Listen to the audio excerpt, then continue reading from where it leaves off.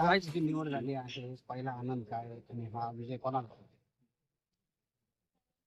आई वडिलांना पण खास करून खूप इच्छा होती. कलेक्टर जरी नाही झालं तरी मला कलेक्टरचं बाप व्हायचंय असं ते लहानपणापासून मला नाही म्हणायचे. तेच माझ्यासाठी प्रेरणादायी होतं आणि त्यासाठी graduation नंतर खूप प्रयत्न करत राहिले. पहिल्या 2 अटेम्प्टमध्ये मला झालं नाही. पालकांनी आणि काही परिवारांनी खूप मला सपोर्ट केला. त्यामुळे ग्रामीण भाग आहे, नांदेड निर्मासारखा छोटा भाग आहे, छोटा खेडा आहे. त्या खेड्यातून जे अशा अनेक खेळ आहेत ज्यांनी स्पर्धा परीक्षेची जी प्रॅक्टिस करतात त्यांना तुझ्यामुळे आता प्रेरणा मिळेल, काय संदेश देऊ? माझा हाच संदेश राहील की तुम्ही जर हार्डवर्क करत राहिला तर तुम्हाला नक्कीच यश मिळेल. आणि फक्त तुम्ही बेसिक्स ज्या गोष्टी आहेत ज्या सर्व सर्व लोक करतात त्या तुम्ही केलं तर नक्कीच तुम्हाला यश मिळू शकेल. आणि सर्वांचा आशीर्वाद तर असतोच आपल्या पाठीमागे. त्यामुळे हे वाटतं. काय सांगशील आता? पहिलं काय कोणतं पदक कोण जाणार आहे, पहिलं काय काम करशील, काय करू शकते तुला आता अधिकार तुला मिळणार आहे? मी नक्कीच पहिलं तर ऍग्रिकल्चर माझं बॅकग्राऊंड आहे, ऍग्रिकल्चर केलेलं आहे. त्यामुळे मी त्या क्षेत्रात काम करायला मला जास्त आवडेल. ऍग्रिकल्चर आणि फार्मसाठी काम करायला. 108 तुम्ही रँक मिळवून तू जिल्ह्यात प्रथम आहे. किती कष्ट घेतले यासाठी, किती मेहनत घेतली, आई वडिलांचा कसा सपोर्ट? मी ग्रॅज्युएशन नंतर 2 वर्ष दिल्लीत अभ्यास करत होते. कंटिन्यू मी प्रिपरेशन फुल टाइम प्रिपरेशन केलं आणि पालकांनी पण फायनान्शियल आणि इमोशनली पण सपोर्ट दिला.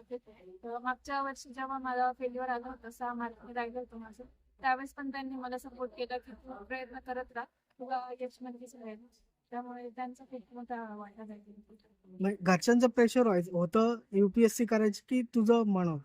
माझं पण मन होतं लहानपणापासून. मला ते त्यांचं पण होतं स्वप्न आणि माझं पण स्वप्न होतं. आज स्वप्न पूर्ण झालंय. हो, सर. किती आनंद. वडिलांसाठी करून परत घरी परतली आहे. माझी मुलगी लहानपणापासूनच एकदम ब्रिलियंट होती आणि मुळातच शांत स्वभावाची होती. तिला किती बोललं म्हणजे ती अजिबात इग्नोर करायची कोणत्याही गोष्टीची. म्हणजे आपलं बोलणं ती मनावर घेत नव्हती माझं. आणि 10वी नंतर 1ली ते 4थीचं शिक्षण तिचं ग्रामीण भागामध्ये नान्नज दुमाला या ठिकाणी प्रायमरी शाळेत झालं, मराठी शाळेत. आणि 5वीला श्री संत ज्ञानेश्वर माऊली विद्यालय नान्नजमध्ये झालं. आणि 6वी नंतर आम्ही 10वीपर्यंत तिचं शिक्षण ज्ञानमाता विद्यालय संगमनेरमध्ये आम्ही राहायला गेल्यामुळं तिचं शिक्षण तिकडं झालं. आणि मग 11वी 12वी संगमनेरमध्येच सायन्सनं झालं. आणि मला असं वाटायचं की ही मुलगी आपण हुशार आहे, परंतु ज्ञानमातेमध्ये टाकलं पण तिला तिचं ती ब्रिलियंटपणा पुढंच तिनं सोडला नाही. मला वाटायचं अजून दुसऱ्या शाळेत टाकावी तिथं, पण ती जिथं टाकलं तिथं ती चमकली. त्यामुळं मला विश्वास होता की माझं ती स्वप्न पूर्ण करेल.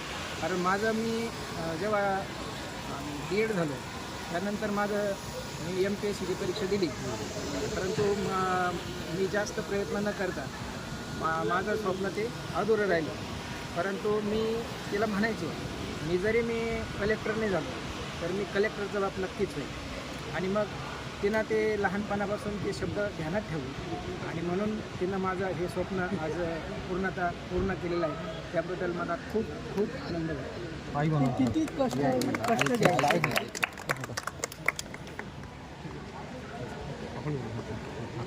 आई म्हणून काय वाटतंय आज मुलगी तुमची आय एस ऑफिसर होऊन आली थेट आता? खूप आनंद वाटतोय. बोलायला शब्द नाही माझ्या तिच्याकडे. तिची जिद्द तिने पूर्ण केली, तिने कष्टाचं यश मिळालंय. काय ऊर भरून येतोय आज म्हणजे आता काही बोलताच येत नाही आणि काय बोलावं ते पण असं.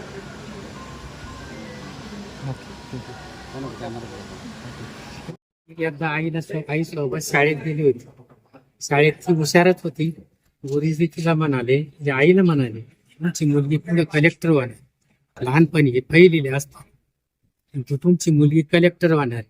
तर आमची आई काय म्हणाली, एवढे लवकर कशी काय, अजून किती लहान आहे कलेक्टर व्हायला. अशी आमची आई तेव्हा तिला मला तिला आठवता येते. तर अशी ती हुशार मुलगी खूप ब्रिलियंट आहे. आणि आमचा नान्नज पट्टा खूप दुष्काळी गाव आहे. आमच्या गावाचा विकास नक्कीच करेल ती, अशी आम्हाला आशा आहे. तर